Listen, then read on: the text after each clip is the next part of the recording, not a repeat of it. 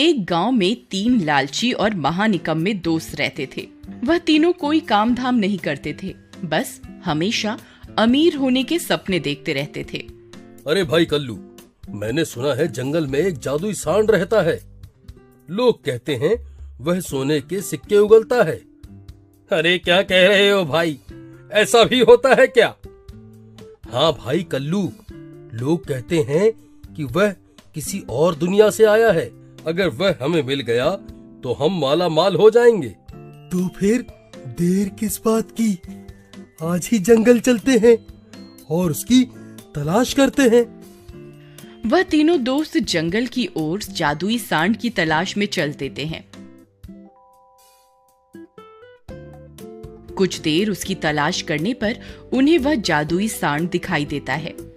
वह काले रंग का होता है। अरे भाई कल्लू, वह देखो, लगता है ये वही जादुई सांड है जिसके बारे में गांव वाले बातें किया करते हैं।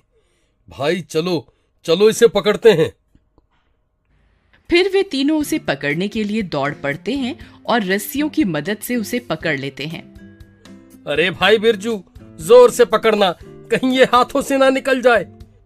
जोर लगा के हईशा पकड़ के रखो, ये हाथ से निकलना नहीं चाहिए। कुछ ही देर में तीनों मिलकर सांड के ऊपर काबू पा लेते हैं। अरे भाई नथु, ये सांड तो बहुत ताकतवर है। मैं कहता था ना, जंगल में एक जादुई सांड है, और तुम दोनों मेरा विश्वास ही नहीं करते थे। हाँ भाई नथु, मान गए तुझे। अब ये कैसे पता चलेगा कि ये जादुई है या नहीं? तुम इसे बोलो कि ये हमें सोने के सिक्के दे। हे जादुई सांड, आज से हम तेरे मालिक हैं। हमें अभी के अभी सोने के सिक्के दे। हे जादुई सांड, हमें अभी के अभी सोने के सिक्के दे। नथु भाई, लगता है हमारी मेहनत बेकार चली गई। ये कोई जादुई सांड नहीं है। एक काम करते हैं, इसे गांव लेकर चलते हैं, वहां कोशिश करके देखेंगे। फिर वे तीनों उस सांड को पकड़कर अपने साथ गांव ले आते हैं। अरे भाई नथु, इसे बोलो कि हमें सोने के सिक्के दे। हे जादुई सांड, हम तेरे मालिक हैं, हमें सोने के सिक्के दे। तभी वह सांड खूब सारा गोबर कर देता है। अरे बिरजू, देख तो, ये क्या है? ये तो बहुत चमक रहा है।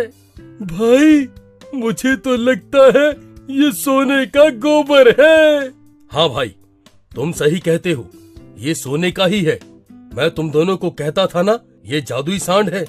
इस सोने के गोबर को एक थैले में भर के ले चलो, हम इसे शहर में बेच आएंगे। फिर वे तीनों उस गोबर को थैले में भरकर उसे बेचने के लिए शहर जाते हैं। रास्ते में घना जंगल आता है और रात भी हो जाती है। अरे भाई नथु, मुझे तो बहुत डर लग रहा है, कहीं कोई भूत प्रेत हमारे पीछे ना लग जाए। अरे यार कल्लू, तू डर मत, कुछ नहीं होगा। वे तीनों रात भर का सफर करके शहर पहुंच जाते हैं। भाई साहब, हमारे पास सोना है, हमें उसे बेचना है। हाँ हाँ, मैं तुम्हारा सोना खरीद लूंगा। लाओ, मुझे सोना दिखाओ। इतना सारा सोना तुम्हें कहाँ से मिला?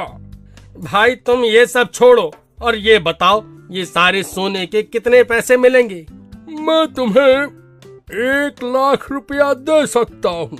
1,00,000 रुपए? वाह वाह, इतने पैसे तो मैंने अपनी पूरी जिंदगी में नहीं देखे। आज तो मजा ही आ गया। ठीक है, हमें मंजूर है, तुम ये सोना ले लो और हमें हमारे पैसे दे दो।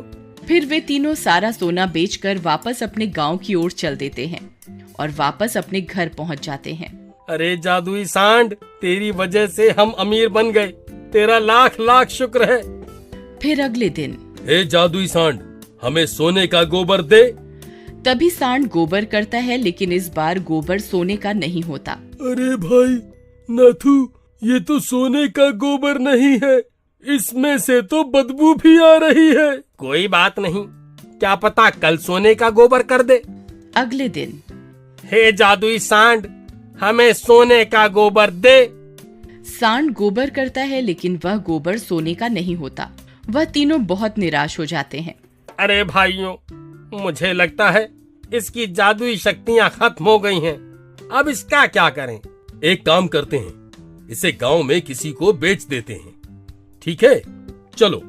ए भाई, ये जादुई सांड है, क्या तुम इसे खरीदोगे? अरे भाई, क्या तुम सच कह रहे हो? ये कोई जादुई सांड है? हाँ भाई। लेकिन मैं कैसे मान लूं ये कोई जादुई सांड है? भाई, ये सोने का गोबर करता है। क्यों मूर्ख बना रहे हो? मुझे नहीं चाहिए, किसी और को मूर्ख बनाओ।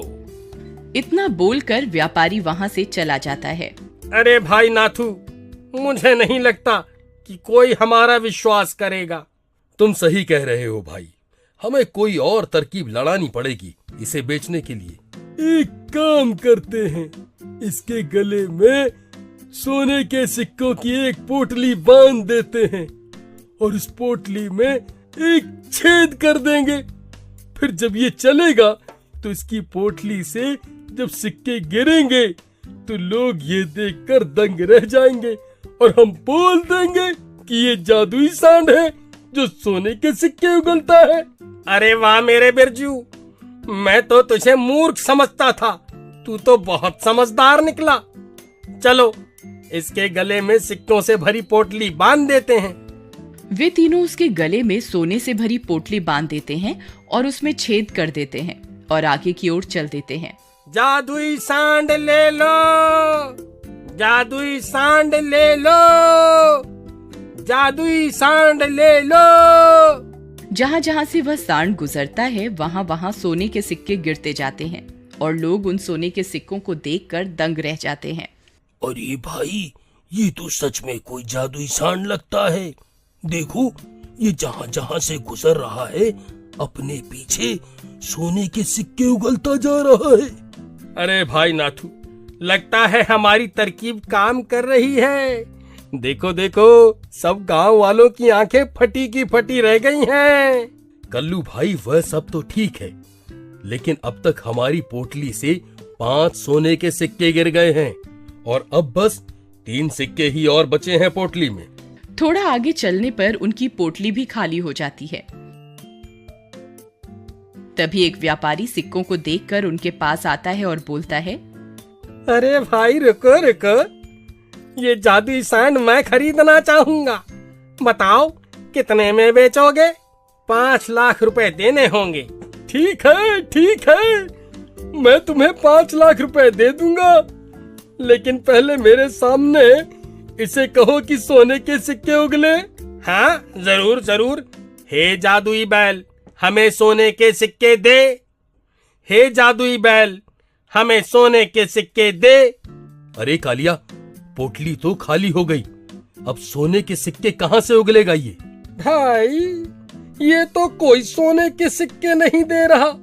भाई मुझे माफ करो, मैं इसे नहीं खरीदूंगा। अरे लुट गए रे, हम तो बर्बाद हो गए। अरे नाथू, बिरजू, जल्दी पीछे चलो, हमें अपने सारे सोने के सिक्के बटोरने हैं।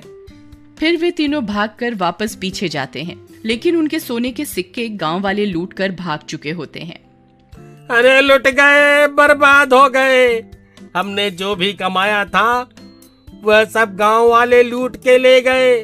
काश हमने अधिक लालच नहीं किया होता, तो आज हमारे पास सोने के सिक्के तो होते।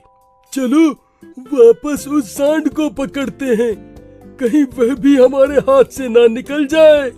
फिर वे तीनों भागकर जाते हैं और देखते हैं कि सांड भी वहाँ से भाग चुका होता है। अरे मर गए रे, सांड भी निकल गया, सोना भी निकल गया, हम तो लुट गए, बर्बाद हो गए। मॉरल: बच्चों, हमें कभी भी अधिक लालच नहीं करना चाहिए। लालच बुरी बला है। कहानी पसंद आई हो तो लाइक जरूर कीजिएगा। Thanks for watching.